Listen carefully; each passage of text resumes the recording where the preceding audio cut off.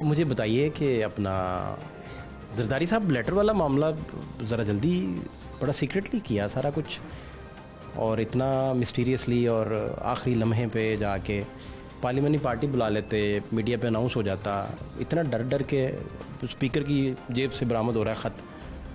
तो ये या प्रेशर बड़ा डालना पड़ा, इन्फॉर्मेशन क्या है आपकी? नहीं, आपने ख़त के साथ ना काफ़ी कुछ जोड़ दिया है, और वैसे भी ख़त फोबिया है आपको। कोई ख़त आप देख लें तो उसको आप बड़ा ही और तरीके से और एंगल से देखते हैं। ऐसी कोई बात नहीं है, ना कोई खुफिया है। अगर खुफिया होता चौधरी शुजात साहब कोर्ट में ना जाते और वो ना करते। ओपनली सारा कुछ हुआ है। बात तो ये है कि सारी कौम और सारी जो दुनिया देख रही थी, जिसमें हर तरफ से ये आवाज़ें आ रही थी कि जरदारी साहब आ गए हैं, उन्होंने सिंध हुकूमत के पैसों की बोरियों के मुंह खोल दिए हैं, और यहाँ पे पंजाब में ख़रीदो फरोख्त हो रही है, 40-40 करोड़ में MPs बिक रहे हैं।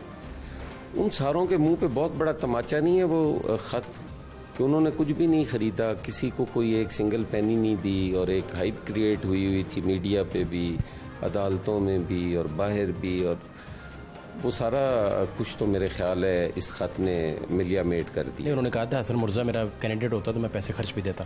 तो इसमें शक भी कोई नहीं है, मेरी क़यादत है, मेरे पे नहीं खर्च करेगी तो किस पे करेगी? ये आपकी मैं भी आपकी मदद ही बयान कर रहा हूँ, आप उनका स्टेटमेंट कोट करके। आप मुझे बताएं ना, कौन सा इलेक्शन है जो बगैर पैसों से लड़ा जाता है? कोई ज़रूरी तो नहीं कि आप पैसों से वोट ही खरीद रहे हो।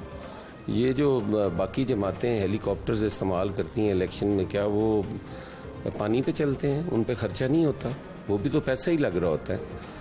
तो मैं होता तो यकीनन मेरी क़यादत मेरे पे पैसे लगाती, इसमें कौन सी ऐसी बात है? आपको ज़ाती तौर पे कब पता था कि जरदारी साहब ख़त लिखवाने में कामयाब हो चुके हैं? आपकी ज़ात की हद तक मैं पूछ रहा हूँ, सिर्फ आपको कब पता था? नहीं, ये हमारी पार्टी के सीक्रेट्स हैं, इनको मैं क्यों बताऊं कि मुझे किस लम्हे पता चला, मुझे किस वक्त पता चला, ये बताना क्या ज़रूरी है? ख़त देख लिया ना। आपको रात ही पता चल गया था, या आपको, क्योंकि मैंने नॉन लीग के बहुत सारे दोस्तों से पूछा, मेंबर हैं बड़े रिस्पेक्टेड, उन्होंने बताया कि हमें दोपहर 1 बजे, कुछ ने कहा 12 बजे।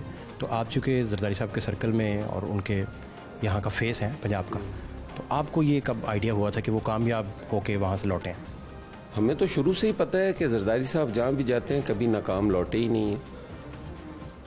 अब फिर PDM क्या सोचेगी? फोर्सी क्या कर रहे हैं? 3 ऑप्शन है ना। एक तो ऑप्शन है सीधा कि आप चलें जी, इक़्तिदार को खैराबाद कह दें, सीधा सादा।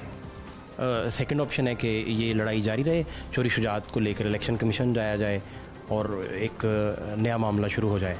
क्या आपको लगता है कि वो हमारे आइनी राइट्स हैं, वो हम सारे अवेल करेंगे? उसमें आप को ये तो हम कोई भी गैर आइनी तरीका जो है वो नहीं करेंगे। हम कभी भी असम्बली के अंदर किसी को, नॉन मेंबर्स को अंदर इन करके और मेंबर्स पे तशद्दुद नहीं करवाएंगे। हम पार्लियामेंट की सुपरमेसी के लिए हमेशा बात करते रहेंगे। हम अपना जो पुरअमन प्रोटेस्ट का हक़ है वो भी महफूज रखते हैं, हम वो भी करेंगे। हम अवेयरनेस कैंपेन भी चलाएंगे, हम सारा कुछ करेंगे, लेकिन आइन की हदूद में रहते हुए करेंगे। PDM से लोगों ने तवक्को यही बांधी थी कि मईशत के मसाइल हल होंगे, वो तो जब ना हो सके तो अब इक़्तिदार में रहने के आपके अपने तय क्या जवाज़ हैं? नहीं, जितना हमें टाइम मिला उसमें मईशत के लिए भी हमने काम किया। मईशत बहुत बेहतर हुई हमारे। देखें, एक महंगाई जो थी वो एक कंटिन्यूटी थी पिछले 4 साल की, उसको हम एकदम तो नहीं ख़त्म कर सकते थे, लेकिन हमारी जो कोशिशें थी, जिस तरफ हम जा रहे थे, वो बेहतरी की साइड थी। उसमें जो हुआ आपको टाइम बताएगा कि अपोजिशन बेहतर थी या ये गवर्नमेंट बेहतर थी। अभी कौन से ऐसे पत्ते हैं जो स्टिल आप कहते हैं खेलने वाले बाकी हैं, जिनको खेल के आप अपना देखें? ज़िमनी पंजाब में नॉन लीग बुरे तरीके से हारी, आप चूँकि इत्तेहादी हैं तो आप उस हार में कुछ अपना हिस्सा समझते हैं, नहीं समझते, ये तो बहस अलहदा की है, क्योंकि इत्तेहादी प्रॉफिट और लॉस में बराबर के शरीक होते हैं। फिर आने वाले दिनों में फोर्सी आप क्या कर रहे हैं? क्या हालात बनते देख रहे हैं आप? नहीं, हमारी यकीनन उनसे बर्डन शेयरिंग है। हम उनके नुकसान के भी ज़िम्मेदार हैं, उनके फ़ायदे के भी ज़िम्मेदार हैं, हम उनके साथ खड़े हैं। तो पीपल्स पार्टी ने कभी भी ये नहीं किया कि कोई वक्ती फ़ायदा ले। हमने हमेशा इस मुल्क के लिए काम किया है, इन इदारों के लिए किया है, कुर्बानियाँ दी हैं, और आइंदा भी हम देंगे। और ये जो पैरामीटर है ना कि आप ज़िमनी इलेक्शन हार गए, ज़िमनी इलेक्शन पिछले 4 सालों में कितने हारे हैं PTI ने? उनकी गवर्नमेंट भी थी, वो हारते रहे हैं। ज़िमनी इलेक्शन कौन सा पैरामीटर है? जो ज़िमनी इलेक्शन में उम्मीदवार थे, मैं पहले दिन से कह रहा हूँ कि वो उम्मीदवार नहीं होने चाहिए। नून लीग को अपना उम्मीदवार देना चाहिए।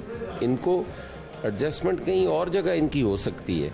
अगर इनके अपने उम्मीदवार होते, ये उनकी कैंपेन करते, तो मैं आज भी कह रहा हूँ कि यकीनन ये जीतते। अच्छा, इस बात को अगर मैं आपकी इजाज़त से इस तरह कहूँ कि जरदारी साहब ने कहा कि शहबाज शरीफ साहब हमारे मुतफ़िका कैंडिडेट होंगे 5 फरवरी को, उसके बाद फिर हमज़ा साहब भी बीच में आ गए।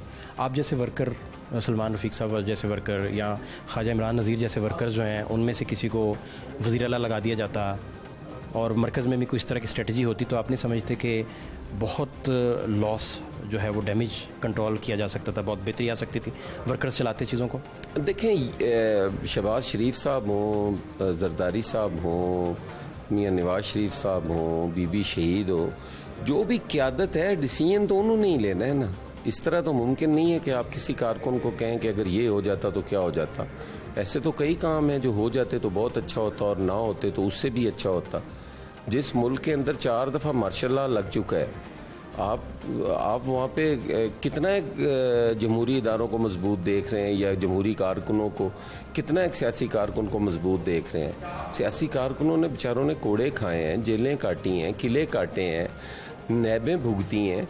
कितना एक आप चाहते हैं कि सियासी कारकुन की लॉयल्टी को आप देख रहे हैं और उसकी कुर्बानी, ये सारा उसी की कुर्बानियों का नतीजा है कि आज हम लोग सारे जो हैं वो यहाँ को थोड़ी सी जो ऑक्सीजन हमें मिलती है, ये उसी स्ट्रगल का नतीजा है। और वो किसी क़यादत के साथ ही निकलते थे ना। आज आप हटा दें इमरान खान को, फिर पीटीआई का हाल देख लें। वो तो मरूसी जमात नहीं है ना, उसे तो आप समझते हैं कि बड़ी प्रोग्रेसिव है और बड़ी सारा कुछ है। आप ले आए उनको, उसे कहें हटा कर और पीछे देख लें, फिर वहाँ क्या बंदर बांट होती है। आखिरी सवाल ये कि पंजाब को जीतने के बाद तहरीक इंसाफ अब तेज़ी से फोर्स ही किया जा रहा है कि जनरल इलेक्शन में वो 2/3 मेजोरिटी लेके शायद प्राइम मिनिस्टर के लिए अपनी जगह बनाते दिखाई दे रहे हैं। आपका पॉलिटिकल वर्कर के तौर पर पीडीएम के सारे फैसले, अब तक के हालात, उस पार्टी को नई ताकत देने में, उसको रूह नहीं बख्शने में आप लोगों ने बड़ा रोल प्ले किया, अनथक कोशिश की, इस पे आपका क्या रिस्पॉन्ड है? नहीं, उसमें हमने कोई रूह फूंकने की कोशिश नहीं की। जिन्होंने रूह फूंकने की कोशिश की है वो भी अपने अंजाम को देखेंगे कि उनके साथ क्या होता है। और जहाँ तक ताल्लुक़ है उनकी जीत का, जिसको आप कह रहे हैं कि उनकी जीत, मैं समझता हूँ कि उनकी इतनी जीत है कि वो अपना वज़ीर आला नहीं बना सके।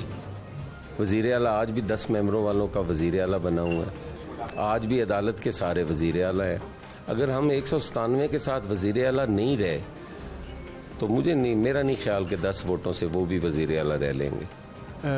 आपके इत्तेहादी ख़ासतौर पे नून लीग अदलिया मुखालिफ बातें करनी शुरू कर चुके हैं। अब आपने उन्हें, या पीडीएम या जरदारी साहब इस मामले में नून को इंडोर्स करेंगे या उन्हें समझाएंगे कि इदारों से लड़ाई करने की बजाय अपने पॉलिटिकल जो पत्ते हैं उन्हें बेहतर तरतीब देना चाहिए? नहीं, अगर हमारी सियासी जद्दोजहद कोई इदारा समझता है कि हमारे खिलाफ है तो ये उनकी गलत फहमी है।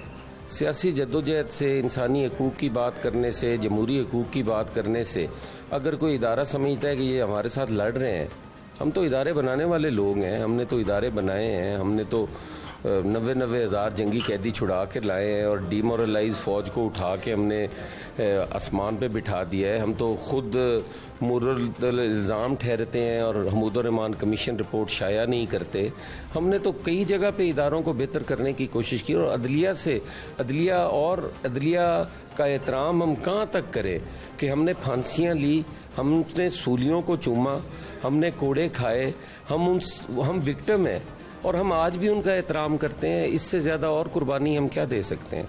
अगर हमारा एहतराम किसी को हज़म नहीं हो रहा तो ये उनकी अपनी मर्ज़ी है। हम तो एहतराम कर रहे हैं और बसद एहतराम हम तो उनके सारे फैसलों को मान रहे हैं। कल कितनी एक हमने उनके फैसले के ख़िलाफ़ सड़कों पे निकल कर हमने गालम गलोच की है। हमने वो भी गालियाँ सुनी हैं जो दूसरे जलसों में स्टेज पे खड़े होकर अदलिया का नाम ले ले के पुकारते थे। हमने तो नहीं कहा था कि रात 1 बजे अदालत कैसे लग गई। जब हफ्ते जुमे को हमारे खिलाफ गए हैं कोर्ट में तो रात को कोर्ट नहीं लगी। हमारे में से तो किसी ने नहीं कहा कोर्ट को। तो यहाँ पे दोहरा मेयार है। जो कोर्ट के खिलाफ बात करते हैं वो वहाँ से फ़ायदे भी उठाते हैं और जो एहतराम में मारेंगे वो आपके सामने। चोरी शुजात को जरदारी साहब ने क्या ऑफ़र किया होगा? क्योंकि पॉलिटिकल गेम सिनेरियो में पावर शेयरिंग भी होती है, क्योंकि पावर पॉलिटिक्स है और इसमें लेन देन भी होता है, चलता है। क्या ऑफ़र किया गया होगा? आपके कोई इतला है? चौधरी शुजात के साथ एक कमिटमेंट थी जरदारी साहब की, और चौधरी शुजात के हुक्म पर जरदारी साहब ने कन्विंस किया मियाँ नवाज शरीफ साहब को, मियाँ शहबाज शरीफ साहब को, मरियम बीबी को, सारों को कन्विंस किया कि परवेज़ इलाही को वज़ीर आला बनाया जाए। और उन्होंने मेहरबानी की और उन्होंने अपने सारे इख्तलाफात छोड़ के उन्हें कबूल किया। तो अगर परवेज़ इलाही उठ के दूसरी तरफ चले जाएं तो जरदारी साहब अपनी कमिटमेंट के साथ खड़े हैं, इसमें उन्होंने बुरा क्या किया है? हमने शुजात साहब से भी यही रिक्वेस्ट की कि जनाब आपके हुक्म पे हमने ये किया है, और वो आदमी भी अपने असूलों पे कायम रहा। उसने कहा कि ठीक है, अगर मेरे घर में वजारत आला नहीं आती तो ना आए, जो असूल की बात है मैं उसके साथ खड़ा हूँ, इसमें लेना देना कौन सा। लेकिन इस लेने देने को छोड़े, वो लेना देना तो ख़त्म हुआ ना, जो 40-40 करोड़ में MPS बिक रहे थे, वो बयानिया तो ख़त्म हुआ ना। इसी तरह इंशाल्लाह ये बयानिया भी ख़त्म होगा। Thank you so much.